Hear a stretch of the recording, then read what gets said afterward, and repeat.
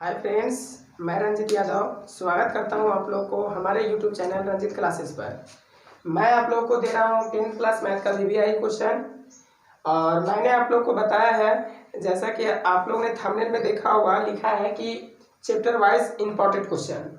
तो ये हकीकत है, मैं आप लोग को 10th क्लास मैथ का वीवीआई क्वेश्चन दे रहा हूँ। आज ये मेरा 10वां चैप्टर से वीवीआई क्वेश्चन है। चैप्टर 10 जो वृत्त था आप लोग का, इससे जितना भी इंपॉर्टेंट क्वेश्चन बनने वाला था मैंने उसे ले लिया है। और इसके ऊपर मैंने एक और वीडियो बनाऊंगा जिसमें मैं ऑब्जेक्टिव क्वेश्चन को लूंगा। और ये 5 क्वेश्चन बनाते अगर टाइम ज़्यादा हो जाता है तो इसमें से कुछ क्वेश्चन को मैं उस वीडियो में और कुछ ऑब्जेक्टिव क्वेश्चन को पूरा कंप्लीट करवा दूंगा। उसके बाद यहाँ से आपका क्वेश्चन कंप्लीट हो जाएगा और क्वेश्चन भी यहाँ से आएगा, ये आप यकीन मानिए। आप वीडियो को पूरा देखिएगा और अगर समझ आए तो लाइक शेयर और सब्सक्राइब जरूर कीजिएगा, ठीक है। तो आइए इसे हल करते हैं।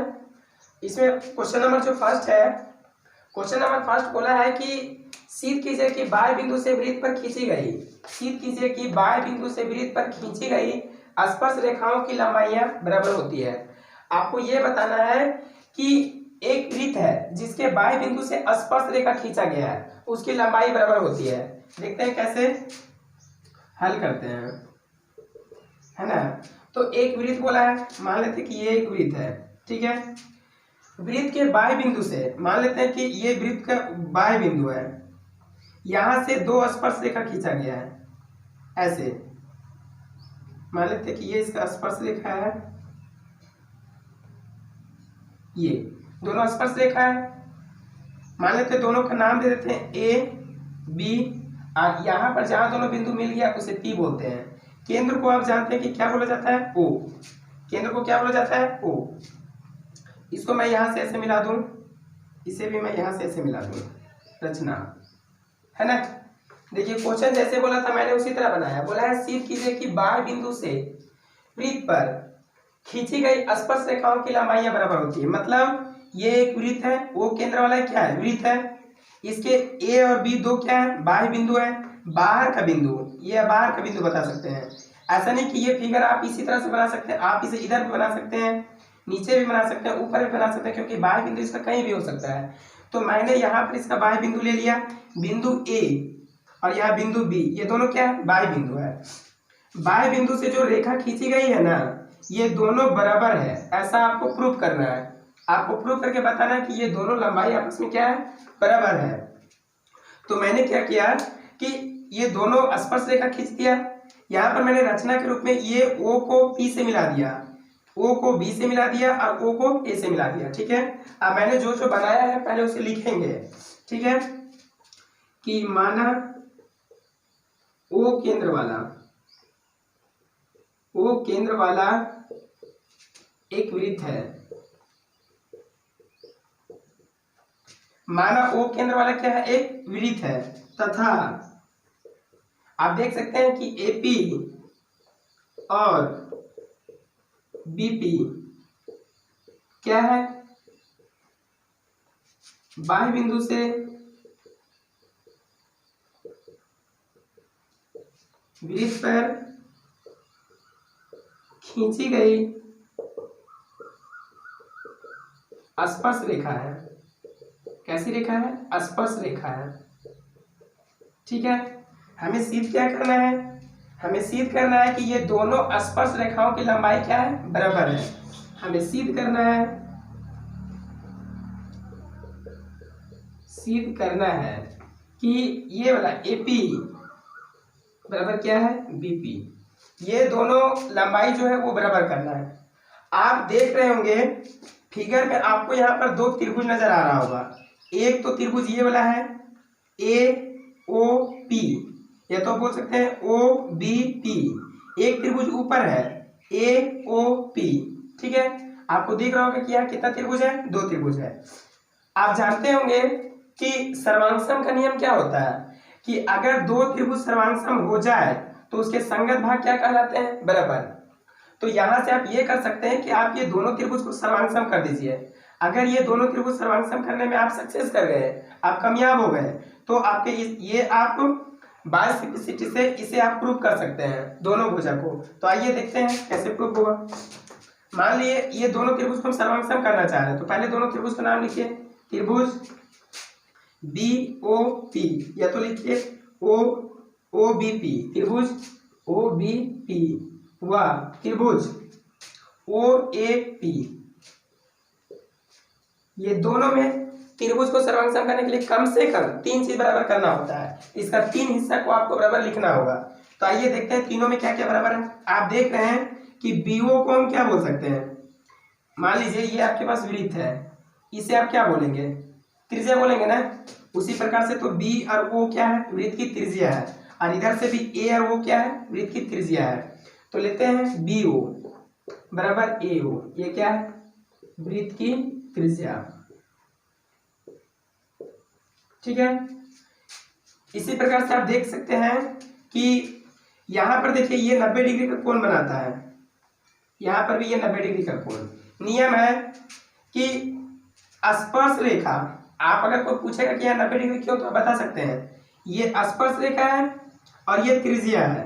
तो स्पर्श रेखा और त्रिज्या के बीच बनने वाला कोण क्या होता है, 90 डिग्री का।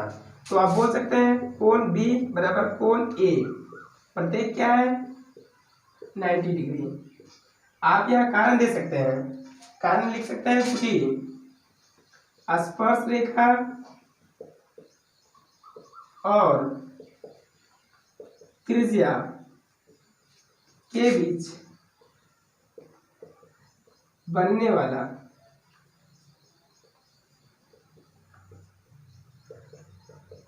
स्पर्श रेखा और त्रिज्या के बीच बनने वाला कोण, ठीक है। आप इसे ऐसे लिख सकते हैं कारण में। आगे देखिए ये जो OP है ना, OP वो इस त्रिभुज में भी आ रहा है, इस त्रिभुज में भी आ रहा है, तो इसे उभयनिष्ठ कहा जाता है, कॉमन भुजा। तो आप लिख सकते हैं OP बराबर OP, ये क्या है, उभयनिष्ठ, उभयनिष्ठ, ठीक है। उभयनिष्ठ का मतलब होता है कि ऐसी भुजा या ऐसा कोण जो दोनों में आ रहा है। तो ये OP जो है वो दोनों में आ रहा है ना। तो यहाँ कौन सा नियम लगा, भुजा कोण भुजा, मतलब आप बोल सकते हैं SAS सर्वांग समता गुणधर्म से त्रिभुज, कौन सा, ये त्रिभुज OBP सर्वांग सम हो गया त्रिभुज OAP।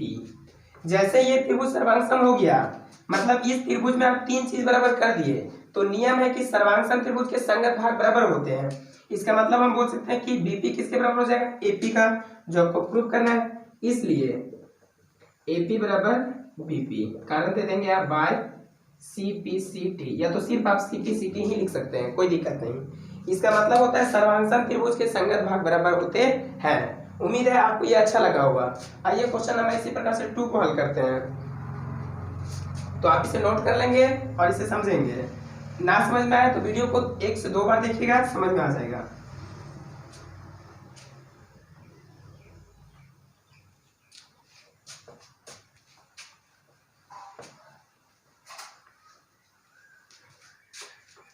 आइए देखते हैं क्वेश्चन नंबर 2 क्या कह रहा है। क्वेश्चन नंबर 2 है, सीध खींचे कि किसी वृत्त के परिगत समांतर चतुर्भुज सम चतुर्भुज होता है। सबसे पहले एक वृत्त दे रखा है, आप एक वृत्त बना ले, वृत्त बन गया ना। बोला सीध कीजिए कि किसी वृत्त के परिगत समांतर चतुर्भुज, यहाँ एक समांतर चतुर्भुज दिया हुआ है। तो मान लेते हैं कि ये हमारे पास क्या है, एक समांतर चतुर्भुज है।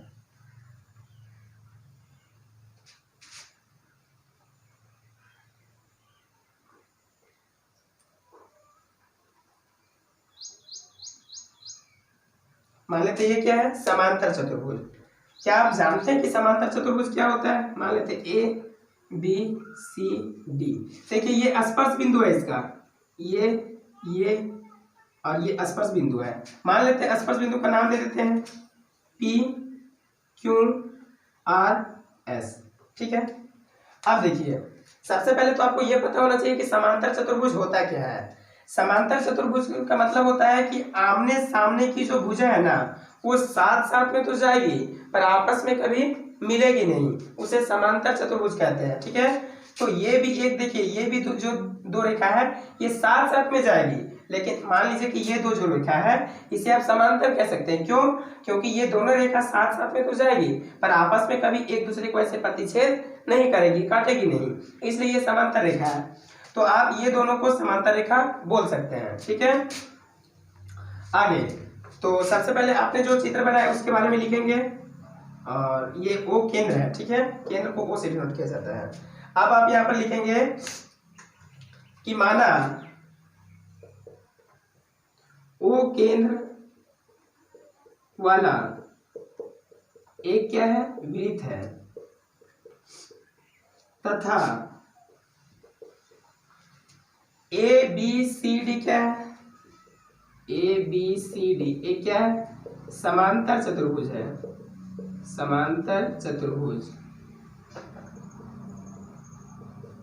समांतर चतुर्भुज है तथा PQRS स्पर्श रेखा है, या तो स्पर्श बिंदु है। किसका स्पर्श बिंदु है? वृत्त का स्पर्श बिंदु है। ठीक है, आपको जो सिद्ध करना है वो क्या सिद्ध करना है? सिद्ध करना है कि ABCD एक क्या है, ABCD एक क्या है, समचतुर्भुज है। क्या है? ABCD एक समचतुर्भुज है। समचतुर्भुज का मतलब क्या होता है कि इसकी सभी भुजाएं आपस में बराबर हो जाती है। मतलब AB किसके बराबर हो जाएगा? BC का। BC किसके बराबर हो जाएगा? CD का। CD किसके बराबर? AB का। मतलब सभी भुजाएं आपस में बराबर हो जाएंगी। ठीक है, आपको ये प्रूव करना है। तो आइए इसे हल करते हैं। तो इसको आप लिख सकते हैं प्रमाण या तो प्रूफ। आप जानते हैं कि ये जो स्पर्श बिंदु है ना, ये दोनों रेखा को बराबर भागों में बांटती है। ठीक है, तो आप लिख सकते हैं कि बाह्य बिंदु से वृत्त पर खींची गई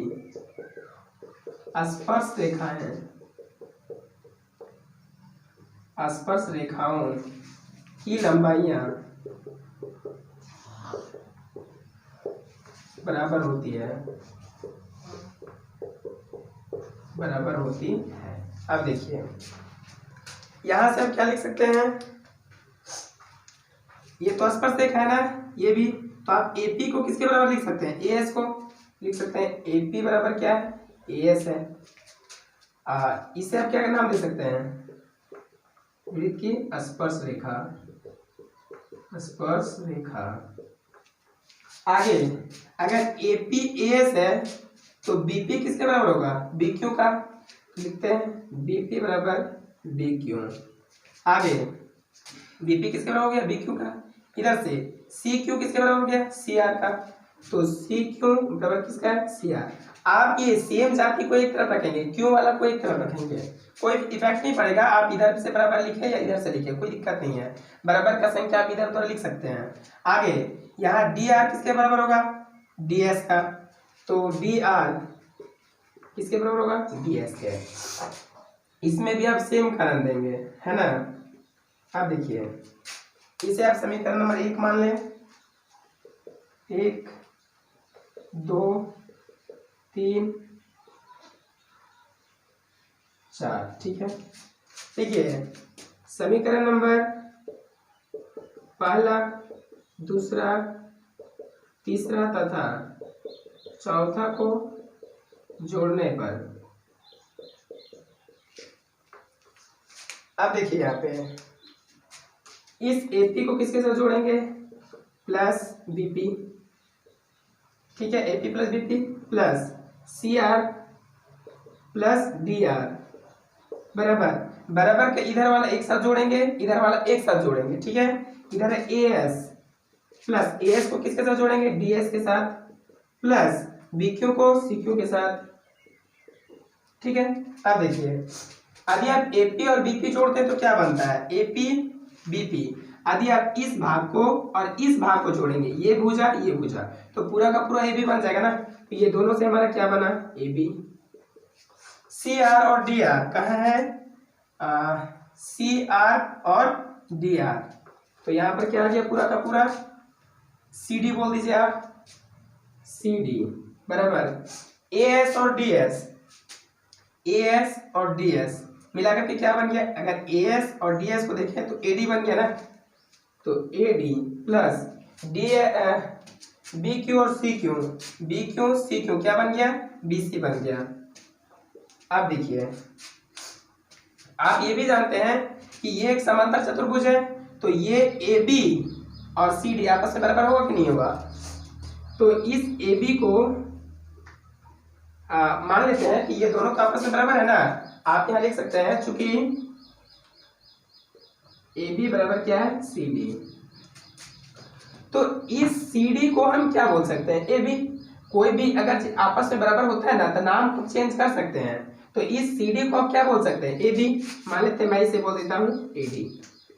उसी प्रकार से यहाँ पर देखिए, यहाँ पर क्या है, यहाँ बी सी है ना, प्लस मैं इसे भी क्या बोल सकता हूँ, बी सी, सॉरी इसे, यहाँ उसी प्रकार से ये दोनों बराबर है, इसी प्रकार से आप इसे भी लिख सकते हैं ना कि ए डी किसके बराबर है, बी सी का, ए डी किसके बराबर है, बी सी का, ये भी तो बराबर है। क्यों, क्योंकि ये क्या था, समांतर चतुर्भुज, ये दिया हुआ था। तो अगर यहाँ पर बी सी है तो इस बी सी को आप क्या बोल सकते हैं, मतलब ए डी को, इस ए डी को क्या बोल सकते हैं, बी सी, बी सी ले लेते हैं। ए बी कितना बार हो गया, 2ab, यहाँ बी सी कितना बार हो गया, 2bc, ये इससे कट गया, क्या बचा, ए बी बराबर बी सी। अब देखिए ये जो ए बी है ना, ये जो ए बी है वो किसके बराबर हो गया, बी सी का। जिस प्रकार से आप इसे और इसे बराबर कर दिए हैं, जिस तरह आप ये दोनों को बराबर कर दिए हैं, उसी प्रकार से ये दोनों भी क्या होगा, आपस में बराबर होगा। लिख दीजिएगा आप, इसी प्रकार, इसी प्रकार ये दोनों को बराबर तो प्रूव कर दिए ना, उसी प्रकार से आप बराबर कर दीजिए ये वाला ए डी और सी डी। इसी प्रकार ए डी बराबर सी डी, इसे समीकरण नंबर 1 मान ले, इसे 2 मान ले। समीकरण नंबर 1 तथा 2 से, समीकरण नंबर पहला तथा दूसरा से। अब देखिए ए बी किसके बराबर है, बी सी का, ए बी किसके बराबर है, बी सी का, सॉरी यहाँ पर ये तो नहीं होगा ना, यहाँ पर होगा ये, जिस प्रकार से आप ये दोनों को प्रूव किए उसी प्रकार से ये दोनों भी बराबर हो जाएगा ना। कौन दोनों, क्या था यहाँ पर, A B B C, A B किसके बराबर हो गया, बी सी का। तो इसी प्रकार से आप बोल सकते हैं कि ये ए बी हो जाएगा किसका बराबर, ए डी का, ये ए बी बराबर ए डी का। देखिए ए बी किसके बराबर है, ए बी बी सी का, और फिर ए बी किसके बराबर है, ए डी का। इस प्रकार सभी भुज आपस में क्या हो गया, बराबर, मतलब ए बी बराबर क्या हो गया, बी सी, और बी सी किसके बराबर, ए बी किसके बराबर, बी सी, बी सी किसके बराबर, सी डी का, और सी डी किसके बराबर हो गया, ए डी का। ये हो गया आपका प्रूफ, ठीक है। तो इस प्रकार से जिसकी सभी भुजाएं आपस में बराबर होती है वो क्या कहलाता है, एक समचतुर्भुज कहलाता है, ठीक है। तो उम्मीद है ये आपको समझ में आया होगा। तो आइए इसके बाद मैं एक क्वेश्चन और बता दूं, टाइम लगभग ज्यादा हो जाएगा तो इसमें कुछ क्वेश्चन मैं अगला वीडियो में बता दूंगा।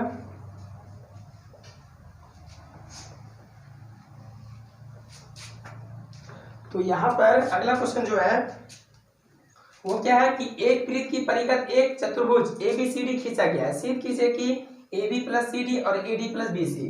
अभी अभी जो क्वेश्चन आपने बनाया ना उसी पर बेस्ड ये भी क्वेश्चन है कि एक वृत्त है, इसके चतुर्भुज खींचा गया, ये एक चतुर्भुज है ये एक चतुर्भुज है,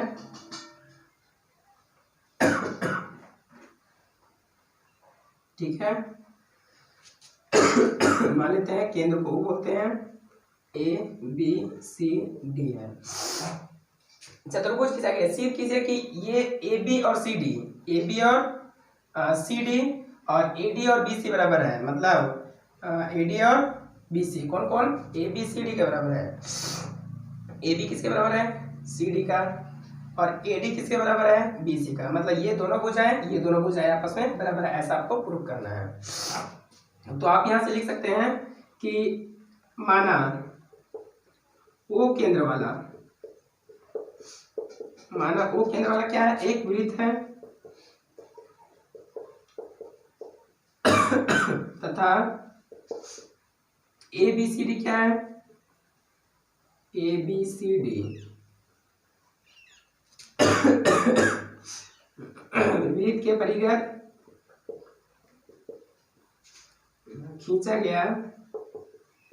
खींची गई स्पर्श रेखा है, सॉरी चतुर्भुज है।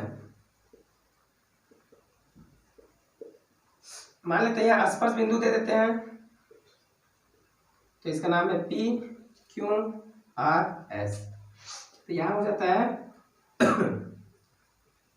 तथा पी क्यू आर एस वृत्त का क्या है, स्पर्श रेखा है।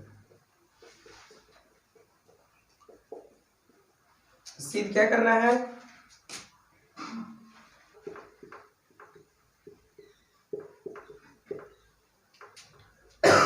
सॉरी सिद्ध करना है A B plus C D और A D plus B C. ठीक है, अब देखिए मान लेते हैं इसका प्रमाण प्रूफ करते हैं। ठीक है, चूंकि बाह्य बिंदु से वृत्त पर खींची गई स्पर्श रेखाओं की लंबाई